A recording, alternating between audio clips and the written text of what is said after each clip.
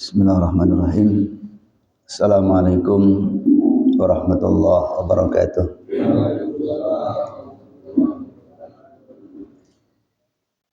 Bismillah. Alhamdulillah. Salatu wassalamu ala Rasulillah wa ala alihi wa ashabihi wa mawalah. La haula wa la quwwata illa billah. Allahumma salli wa sallim ala sayyidina Muhammadin wa ala alihi wa ashabihi ajma'in. Ma ba'dah. Ila hadratina Nabi Mustafa Muhammadin Rasulullah sallallahu alaihi wasallam li jami'il malaikatil muqarrabin li jami'il anbiya wal mursalin wa ala alihi wa ashabihi ajma'in li jami'i masyayikhina wa jami'i abaina wa ummahatina wa ajdatina wa jaddatina wa aswajina wa dhurriyyatina wa lil muslimina wal muslimat wal mu'minat al-ahya'i minhum wal amwat wa ila jami'i hajatina fid dini wa dunya wal akhirah. Bismillah lana wa lahumul Fatihah. A'udzu billahi minasyaitonir rajim. Bismillahirrahmanirrahim. Alhamdulillahi rabbil alamin. Arrahmanir rahim. Maliki yaumiddin. Iyyaka na'budu wa iyyaka nasta'in. Ihdinas siratal mustaqim. Siratal ladzina an'amta 'alaihim ghairil maghdubi 'alaihim waladdallin. Amin. Jamaah salat subuh yang semoga selalu dirahmati oleh Allah Subhanahu wa taala. Puji syukur kepada Allah Subhanahu wa taala selalu kita panjatkan hingga sampai pada pagi hari ini. Allah terus berkenan untuk memberikan kepada kita yakni bimbingan yang merupakan bagian daripada kasih sayang Allah yang tidak terbatas. Karena semua jemaah sekalian, tanpa bimbingan Allah tentu kita sudah termasuk orang-orang yang tersesat. Yakni di pagi hari yang seharusnya kita awali kehidupan kita dengan sholat subuh berjamaah, ya banyak di antara orang-orang Islam yang masih belum tersadarkan untuk bisa mendatangi masjid-masjid Allah.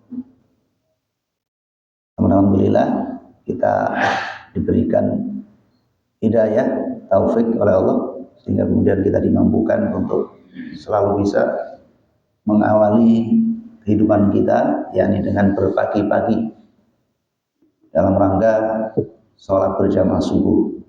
Ya, setelah itu kita lanjutkan dengan tadabbur Al-Quran. Terima kasih Allah atas hidayah dan taufikmu yang telah memberikan kepada kami semua.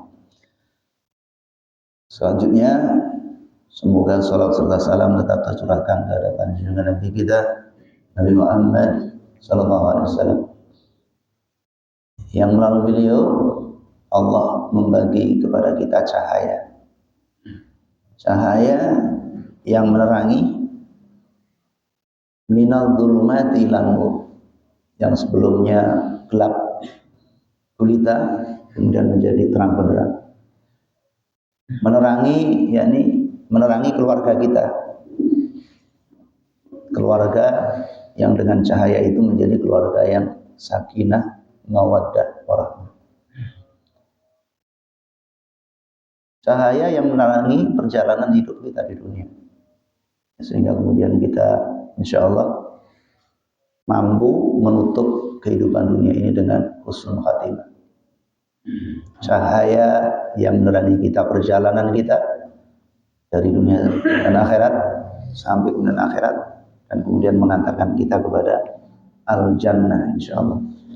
Allahumma salli wa sallim ala sayyidina Muhammadin wa ala alihi.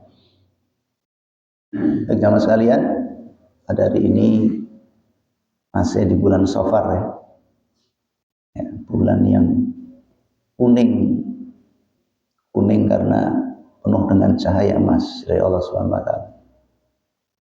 Maka kita mencoba mengambil tema ini, yakni kasih sayang Allah yang tidak terbatas. Kasih sayang yang akan dirasakan oleh raufum bil ibad, yakni dari Allah yang maha penyantun, yang maha penyayang untuk hamba-hambanya. Dimulai dari surah yang insya Allah kita sudah hafal semua, yakni di surah Al-Quraisy, surah yang ke-106. Kita lihat ayat yang keempat.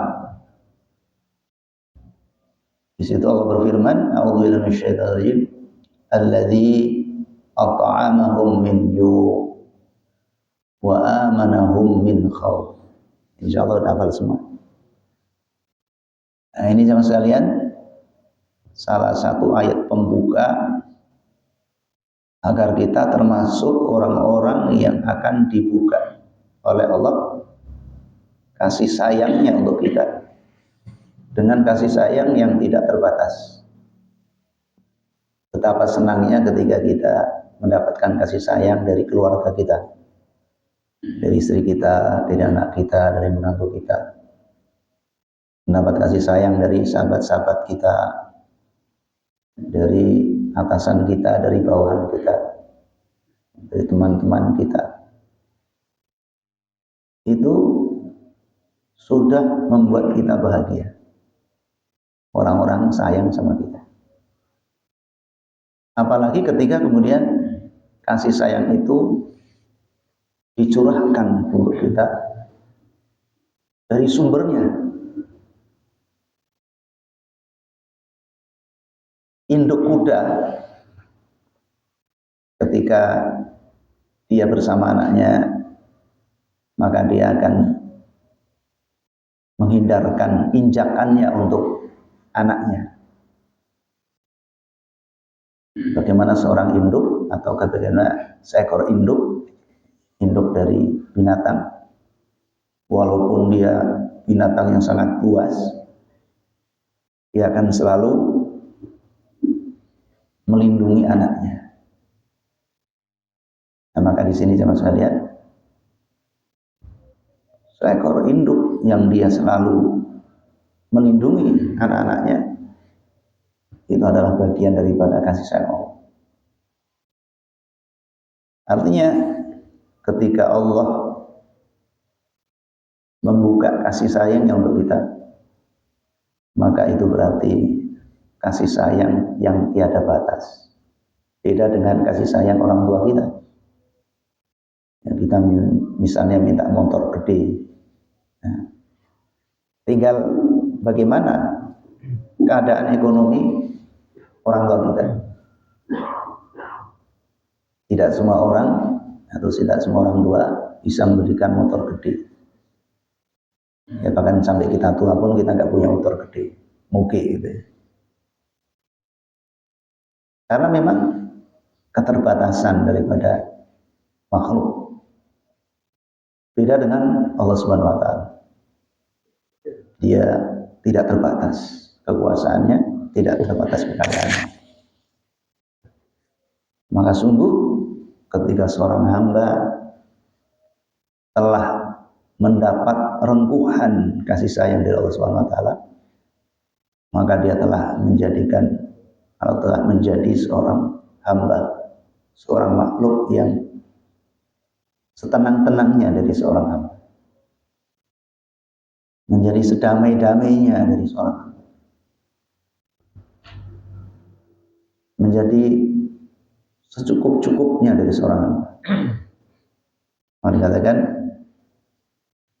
alladzina amanu wa tatma'innu qulubuhum bi dzikrillah. Orang-orang yang beriman itu hatinya merasa tenang, merasa aman, merasa nyaman ketika dia berzikir kepada Allah.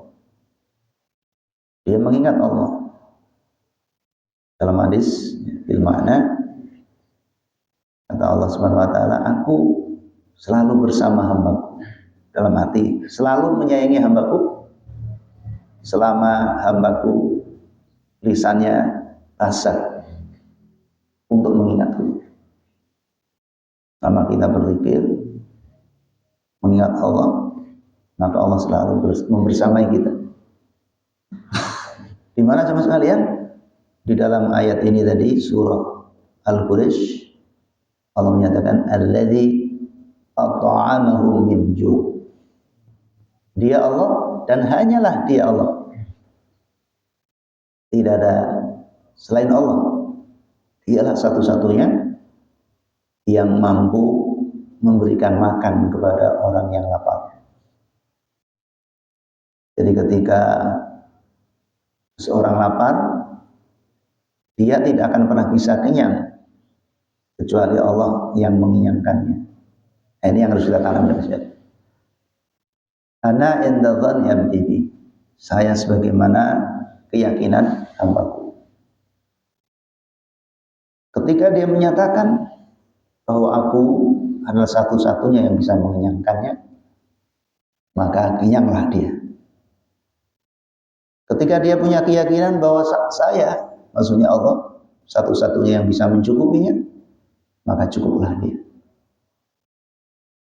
Ketika dia punya keyakinan, aku satu-satunya yang bisa menolongnya, maka dapatlah dia pertolongan. Ketika dia meyakini bahwa aku satu-satunya yang bisa menyembuhkan, maka sembuhlah dia.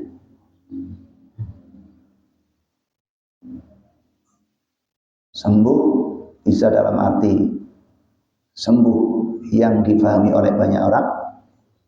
Sembuh juga bisa difahami ketika seseorang mampu bersabar dalam sakitnya. Itu sudah masuk kategori sembuh. Karena ketika seseorang kena suatu penyakit dan dengan penyakit itu dia wafat, dan ketika dia selama sakitnya dia mampu bersabar, maka Allah menyatakan wa basyiris sabirin. Kegembiraan untuknya, kabar gembira untuknya. Wafat dalam keadaan husnul khotimah, maka benar-benar dia sembuh dan tidak akan pernah sakit lagi. Dan setelah ini dia mendapatkan surga dari Allah Subhanahu wa taala. Jadi jamaah sekalian, kesembuhan bisa jadi kesembuhan dalam arti umum, bisa dalam arti dia mampu bersabar selama dia sakit. Dan ini hanya Allah yang memberikan alladzi at'amahu min ju'. Kemudian jamaah sekalian, yang kedua, wa amanahum min khauf. Dialah satu-satunya yang mampu memberikan keamanan, kenyamanan, kedamaian dalam puncaknya, kedamaian yang sesungguhnya, rasa nyaman, rasa aman yang sungguh.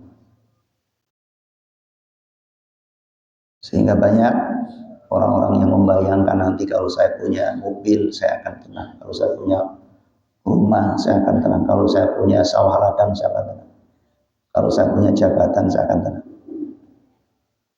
Tapi ketika Allah menyatakan tidak, maka tidak akan pernah seorang hamba merasakan kenyamanan, ketenangan, kebahagiaan. Betapa sering kita contohkan orang-orang yang sudah sampai pada puncak kekuasaan, dia tidak pernah merasakan nyaman, dia tidak pernah merasakan aman, dia tidak pernah merasakan tenang. Sebagaimana Fir'aun berada pada puncak kekuasaan, puncak kekayaan, puncak kejayaan, tapi dia nggak pernah tenang hidupnya, dia nggak pernah nyaman, dia nggak pernah bahagia, sehingga kerjaannya bunuhin orang. Ya kita lihat kalau orang kerjaannya bunuhin orang, itu orang stres. Bagaimana Trump sekarang ini, kalang kabut, orang stres. Negara aman dia serang, akhirnya pusing sendiri sekarang. Karena ternyata yang diserang bukan kaleng-kaleng, sampai sekarang belum selesai. Pusing 7 keliling. Ya, mencari masalah, karena nggak merasa tenang. Ketika Allah tidak memberikan ketenangan, maka walaupun seseorang itu berada pada puncak kekuasaan, puncak kekayaan, puncak kejayaan, tidak akan pernah merasakan tenang. Maka sungguh ketika seorang menyatakan, meyakini bahwa dialah Allah satu-satunya yang bisa membuat ketenangan, maka tenanglah dia. Ketika dia meyakini bahwa Allah satu-satunya yang bisa memberikan keamanan, maka amanlah dia. Ketika seorang hamba meyakini bahwa satu-satunya hanya Allah yang bisa memberikan kesentosaan, kesejahteraan, maka sentausalah dia, sejahteralah dia. Dan ayat ini perlu sering dibaca, coba. Wa amanahu min khauf. Kita baca untuk sholat duha, sholat sunnah, sholat fardu, sampai kemudian cahayanya masuk ke dalam relung hati kita yang paling dalam, sehingga tumbuh menjadi satu keyakinan. Di mana jemaah sekalian, Rasulullah bersabda di dalam hadis sahih riwayat Muslim, ini hadis yang bernomor 993. Dia bersabda, inna yaminallahi mal'ah. Sesungguhnya tangan kanan Allah selalu penuh. Ini Allah melalui Rasulnya menerangkan tangan kanannya. Ini memberikan satu pelajaran kepada kita untuk melakukan kebaikan-kebaikan. Kita menggunakan tangan kanan kita. Tangan kiri membantu. Ininya tangan kanan. La yaghuduha nafaqatun. Di mana tangan kanan Allah yang selalu memberikan kasih sayang, memberikan kecukupan, memberikan makanan, memberikan minuman, memberikan rasa aman, tidak pernah berkurang sedikit pun, walaupun dia selalu memberikan kepada seluruh permintaan dari setiap makhluknya. Binatang ini minta ini, binatang itu minta itu, orang ini minta ini, jin minta itu. Semua Allah penuhi dan tidak pernah kurang sedikit pun, la yaghidhuha. Walaupun sahaul laila wan nahar. Walaupun dalam memberikannya Allah tidak memberikan satu-satu. Misalnya Allah memberikan dengan curahan, dengan gerojokan, siang dan malam, tapi tidak akan pernah berkurang apa yang ada di tangan Allah. Ini memberikan khabar kepada kita, informasi, itulah kasih sayang Allah yang tidak terbatas. Di mana tadi di ayat, ya, di rakaat yang pertama saya baca surah Al-Baqarah ayat 284. Kenapa demikian? Allah tidak pernah kurang tangan kanan dalam memberikannya kekayaan yang ada di sisinya, walaupun siang malam digerojokkan kepada hamba-Nya. Karena lillahi ma fis samawati wa ma fil ardh. Karena milik Allah semua apa yang ada di langit dan semua apa yang ada di bumi. Bahkan dalam dialog, sekiranya bumi dan langit ini penuh, maka Allah akan menciptakan bumi dan langit yang kedua. Atau Allah akan meluaskannya sampai seluas-luasnya. Kenapa demikian? Karena wallahu ala kulli syai'in qadir. Karena Allah Maha Kuasa atas segala sesuatu. Wa yaghfir liman yasha wa yu'adzibu man yasha. Dan dengan kekuasaan inilah Allah mengampuni orang-orang yang Dia kehendaki. Nah, di sini kita harus berhati-hati karena Allah menyatakan wa yu'adzibu man yasha. Dan Allah mengazab orang-orang yang Dia kehendaki.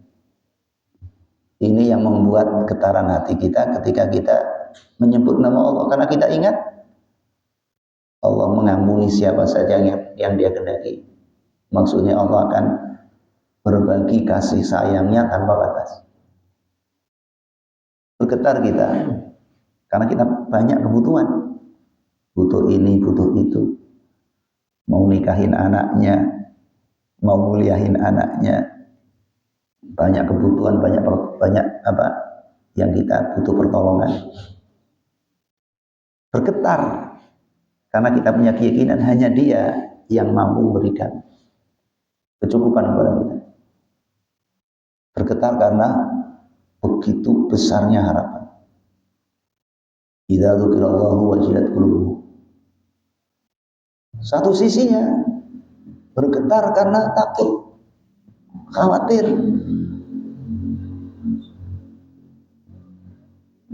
Kalau Dia Allah memasukkan kita ke dalam golongan orang-orang yang yu'adzibu man yasha. Orang-orang yang diazab oleh Allah.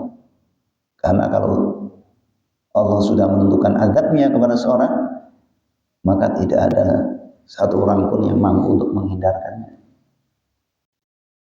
Walaupun sekuat apapun dia, sehebat apapun dia. Bagaimana Allah memporak-porandakan, yakni pasukan bergajah. Ngeri. Manusia, gajah dijadikan seperti daun-daun yang dimakan ulat, burung-burung. Innallaha syadidul iqab, dan Allah sangat keras siksanya. Betapa kita nggak bisa menguasai, yakni pencernaan kita. Ketika Allah mengazab, pencernaan kita dibikin error. Sudah, dokter spesialis pun tidak akan mampu menyembuhkannya. Bahkan spesialis jantung bisa kena penyakit jantung, mati gara-gara penyakit jantung. Jadi sungguh merepotkan ketika Allah mengazab, sungguh mengerikan ketika Allah mengazab. Dari sini bergetar hati kita, takut di atas semua. Maka setiap sholat kita menyatakan, ihdinas shiratal mustaqim. Ya Allah, tunjukkan aku ke dalam jalan yang lurus, jalan yang penuh kenikmatan. Ghairil maghdubi alaihim, bukan jalan yang di jalan itu engkau murkai, engkau mengadab mereka. Waladhdallin, dan bukan pula jalan yang tersesat. Tersesat maksudnya ingin bahagia malah sengsara, ingin rumah tangganya sakinah mawaddah warahmah, tapi menjadi keluarga yang berantakan. Nah, ini karena Allah mengazab keluarga itu.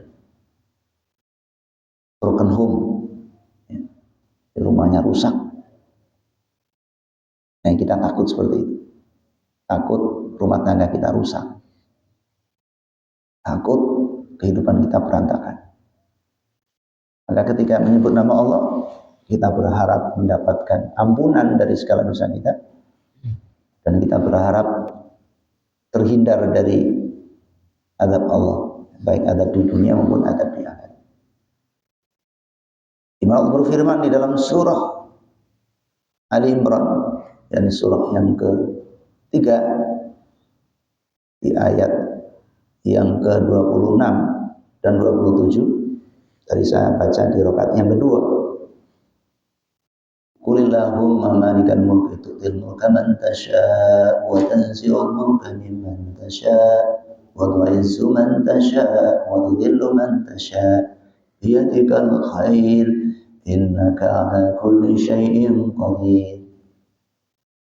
Yakinlah bahwa Dialah Allah yang menguasai kerajaan, yang memiliki kekuasaan.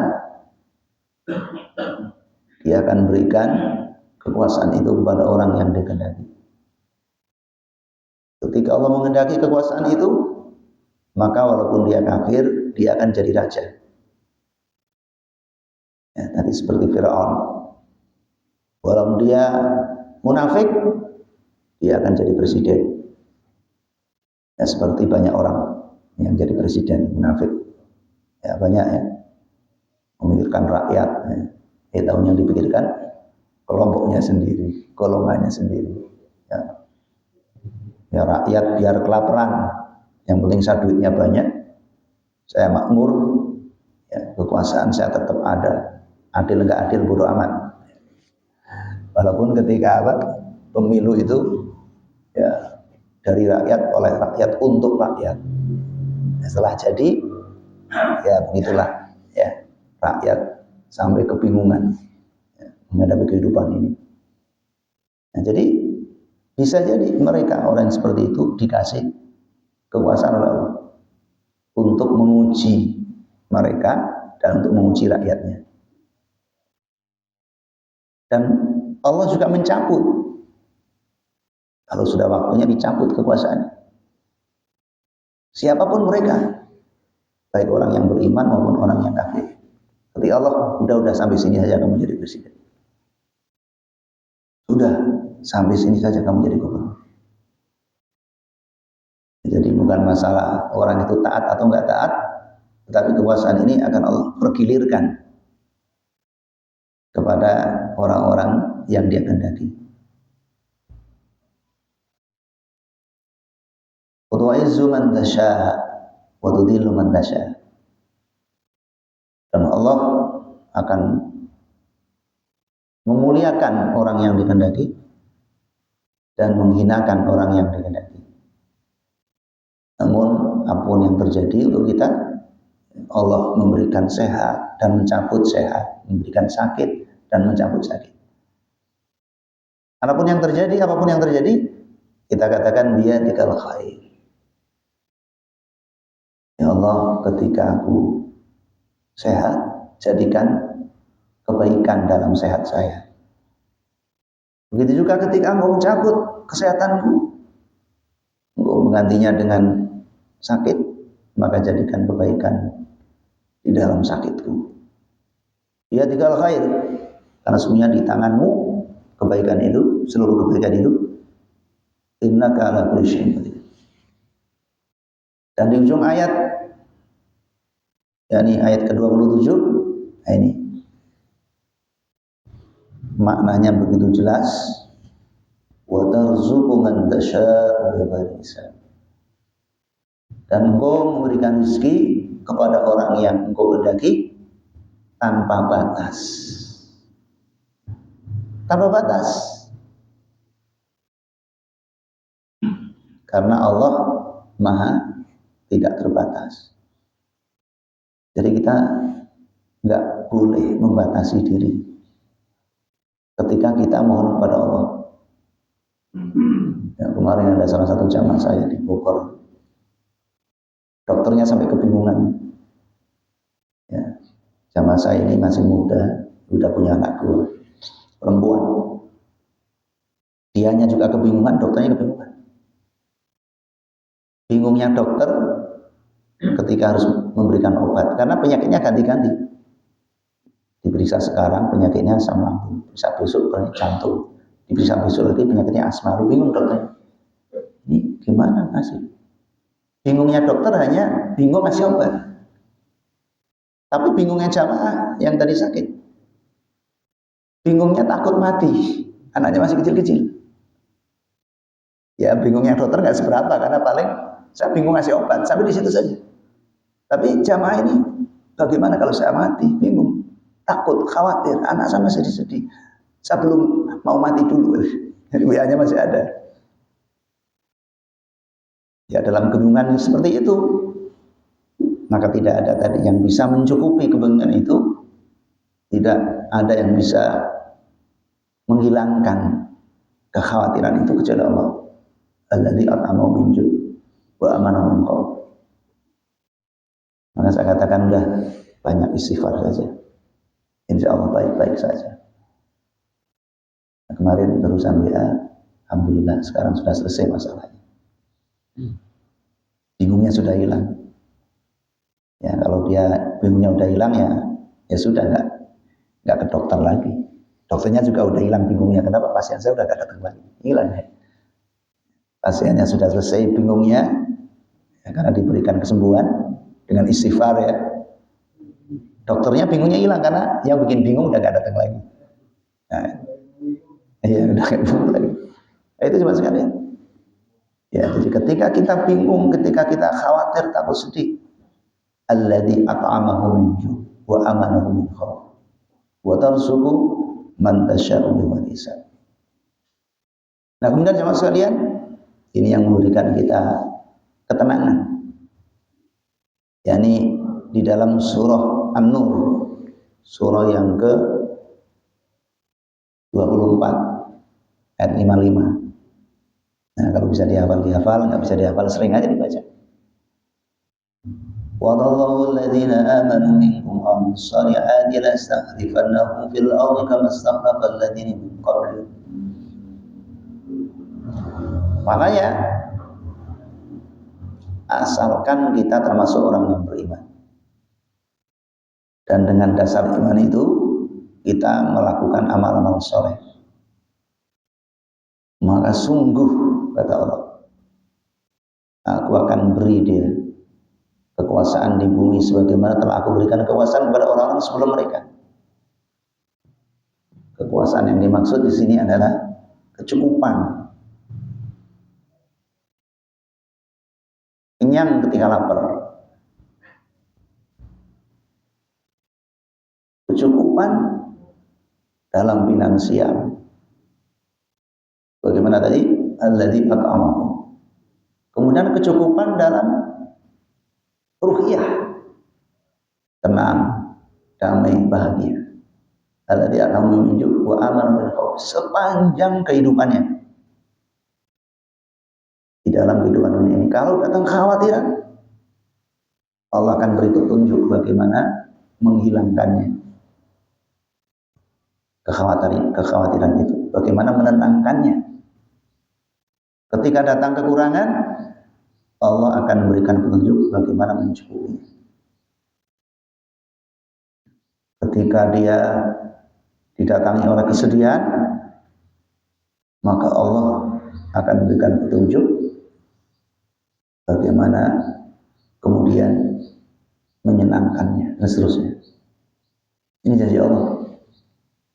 Oh, jadi kalau kita sedang merasakan berbagai macam hal tadi, tingkatkan keimanan, tingkatkan amal soleh. Maka tadi yang dari jamaah yang tadi kebingungan tadi, suruh baca istighfar sebanyak-banyaknya. Nah, dengan istighfar, faqultu astaghfiru innahu kana ghaffara yursilis samaa 'alaikum midrara. Ya, dan seterusnya. Nah, itu Allah akan memberikan karunia-Nya kepada orang-orang yang mengaku salah, beristighfar di hadapan Allah, yakni memberikan berbagai macam kebaikan-kebaikan dan perbaikan-perbaikan. Bagaimana kita sering contohkan Nabi Yunus alaihissalam, ya, dengan istighfarnya kemudian dikeluarkan dari berbagai macam permasalahan.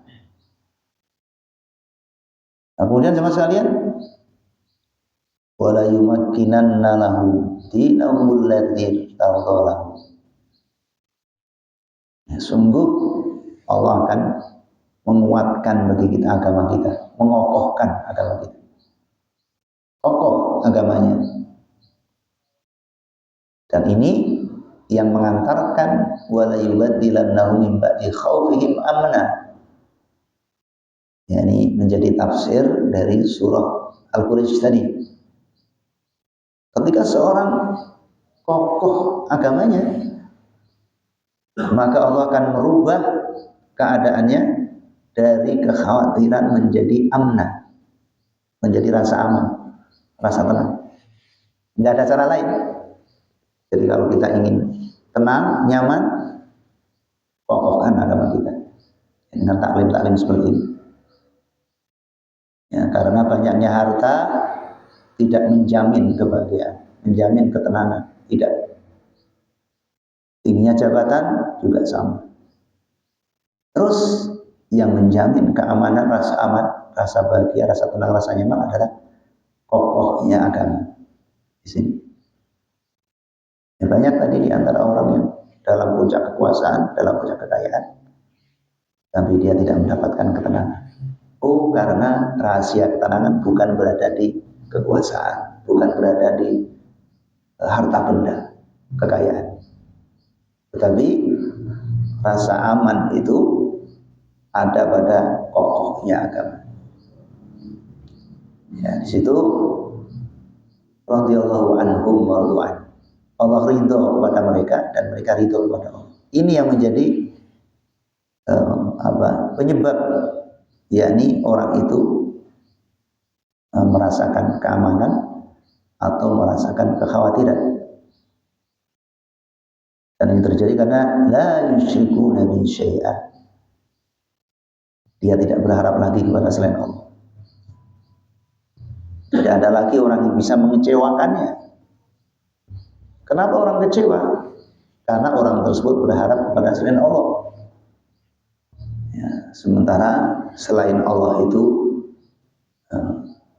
serba terbatas. Kalau kita berharap kepada selain Allah, kepada manusia, maka pasti kita akan banyak mendapatkan kekecewaan. Tapi kalau kita berharap banyak kepada Allah, maka Allah tidak akan pernah mengecewakan kepada hamba yang selalu berharap kepadanya. Oh, jadi kenapa kita sering kecewa? Iya, karena kita salah berharap.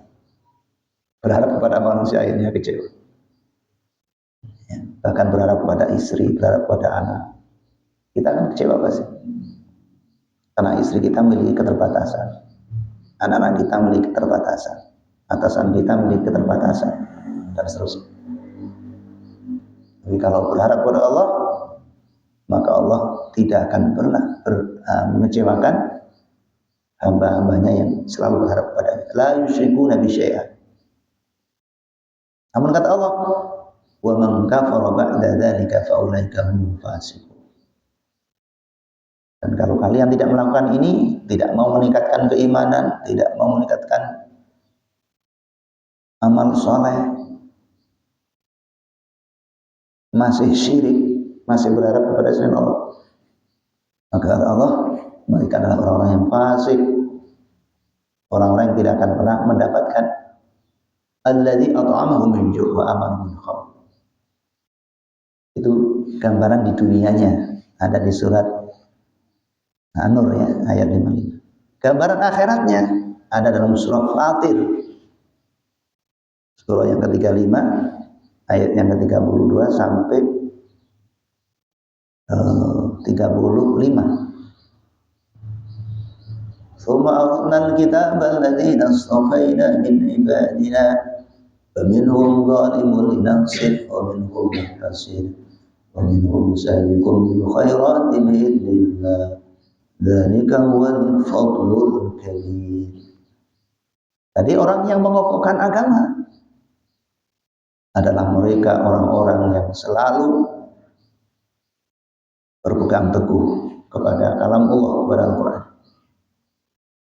Mereka selalu mempelajarinya, mereka selalu membacanya, mereka selalu berusaha untuk memahaminya, dan mereka selalu berusaha untuk mengamalkannya. Maka kata Allah, dzalika huwal fadlul kabir. Itulah karunia yang paling besar. Tidak ada karunia yang lebih besar dari Allah kepada makhluknya atau kepada hambanya di atas karunianya kepada hambanya menjadi hamba-hamba yang tekun di dalam mempelajari Al-Quran. Jadi kalau kita tekun, itu karunia yang terbesar. Rasulullah bersabda dalam hadis sahihnya, khairukum man ta'allama al-Qur'an wa 'allamahu. Sebaik-baik kalian adalah orang yang mau belajar dan mengajarkan Al-Quran. Sering kita sampaikan, ketika kita mengamalkan Al-Quran, itu kita sudah termasuk dalam kategori mengajar. Anak susah diajak ke masjid, ya sudah, kita contohkan ke masjid. Kita setiap hari jamaah. Walaupun kita nggak ngomong, anak kita selalu melihat kita ke masjid. Nggak sadar sekarang, ada waktunya nanti dia akan tersadarkan. Terkesan Ya, kesan dakwah bil hal lebih dalam daripada dakwah bil qaul. Jadi dakwah kita kepada anak kita dengan contoh lebih dalam ukirannya dibanding dengan kita dengan ngomong. Ya, bukan berarti ngomong nggak perlu, ngomong perlu, tapi lebih perlu lagi dengan contoh. Saya udah capek ngajak anak saya jamaah. Ya sudah, terus kita berjamaah. Niatkan untuk memberikan contoh kepada anak. Dengan harapan nanti anak saya akan rajin jamaah. Kapan? Hanya Allah yang tahu. Karena hanya Dia yang bisa memberikan hidayah. Ya, jadi mengamalkan ini termasuk dalam materi mengajarkan, bahkan mengajarkan yang paling tinggi adalah mengamalkan. Ya, mengajarkan berbagi, mengajarkan memaafkan, mengajarkan kelembutan. Dan hadiahnya bagi orang yang tadi terus mempelajari Al-Quran adalah jannatu adni yadkhuluna fiha min asawira min dhabi wa lu'lu'a wa libasu fiha harir. Memberikan tempat yang terbaik, memberikan makanan yang terbaik, memberikan pakaian yang terbaik, sandang, papan yang terbaik di surga. Seenak-enaknya durian, ya. Kalau kita makannya kebanyakan kembung. Seenak-enaknya apa? Gado-gado. Keenakan makan mencret. Tetapi di surga makan apa aja enak, tapi nggak pernah bikin akibat, nggak bikin gemuk, nggak bikin kolesterol, nggak bikin asam urat. Tempat terbaik, tidak pernah membosankan. Ya, tidak ada orang yang di surga terus pengen pindah, nggak ada. Oh, kita kadang pengen pindah, oh, enak ya kalau kita bisa punya villa di gunung. Ya. Kadang bosan kita di satu tempat, pengen pindah lagi. Ya, bahkan kalau bisa pindah ke istana. Tapi nanti di surga nggak ada orang pengen pindah dan tidak akan pernah dipindah. Ya, tidak pengen pindah dan tidak akan pernah dipindah. Kadang orang udah betah, ya, udah betah di satu tempat, tiba-tiba digusur. Ya, karena akan dibikin jalan tol. Saya sebenarnya udah betah di sana, enak, masjidnya enak, komunitasnya enak, tapi digusur karena akan dibikin jalan tol. Nah, kalau surga tidak, ya, cukup sandangnya, cukup papannya, cukup pangan, dan semuanya itu adalah yang terbaik. Sandang yang terbaik, papan yang terbaik, pangan yang terbaik. Tidak membuat akibat yang buruk, ya, tidak pernah bosankan. Maka kemudian mereka yang masuk ke situ pasti semuanya mereka mengatakan, wa qalu alhamdulillahilladzi adhaba 'annal hasan. Alhamdulillah ya Allah, sekarang saya tidak pernah sedih lagi. Alhamdulillah ya Allah, sekarang saya tidak pernah kurang lagi. Alhamdulillah ya Allah, sekarang saya tidak pernah sakit lagi. Alhamdulillah ya Allah, dan seterusnya. Semua hal yang buruk-buruk tidak pernah menimpanya lagi. Makanya dia nggak ingin pindah dan nggak akan pernah dipindah. Inna rabbana laghafurun syakur. Sungguh ya Allah, Engkau adalah benar-benar pengampun dan maha membalas. Sholatnya dibalas dengan baik, ngajinya dibalas dengan baik, infaknya dibalas dengan baik. Alladzi ahallana daral muqamat min fadli, yang telah menempatkanku pada tempat yang terbaik karena karunia-Nya. La yamassuna fiha nasab. Di tempat itu tidak pernah merasa capek. Wala yamassuna fiha lughub, tidak pernah merasa letih. Di dunia, ya, segagah-gagahnya kita, tetap aja kita merasakan capek, merasakan letih, lesu, dan sebagainya. Nah, ini perbedaan jemaah sekalian antara dunia dan akhirat. Maka sungguh hanya mereka orang-orang yang selalu menyandarkan dirinya kepada Allah. Mereka yang akan dikucurkan yakni kepada mereka dari Allah.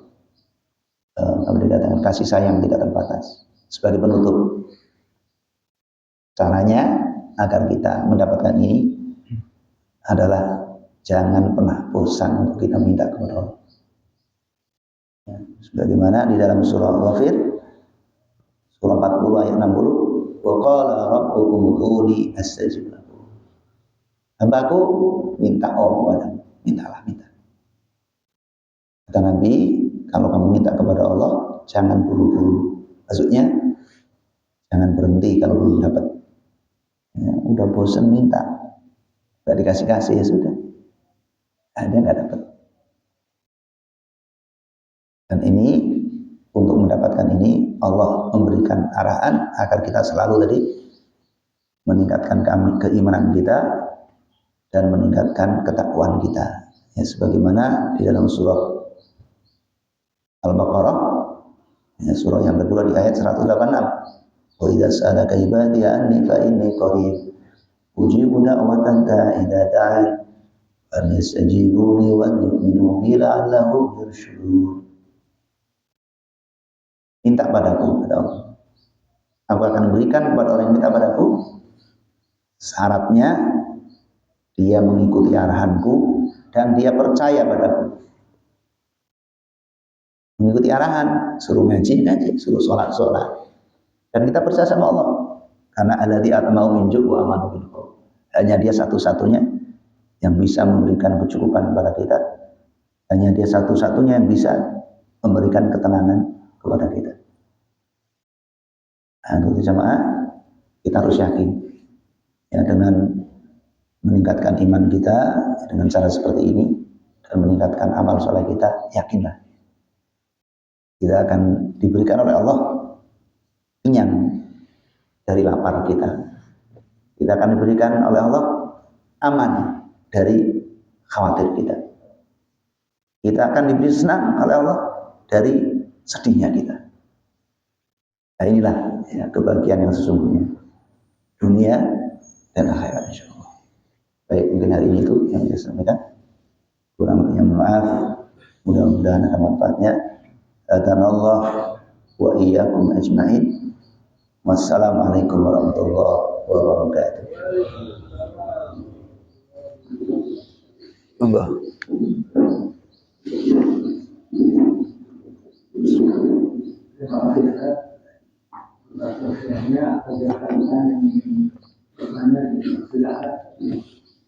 Monggo kalau ada.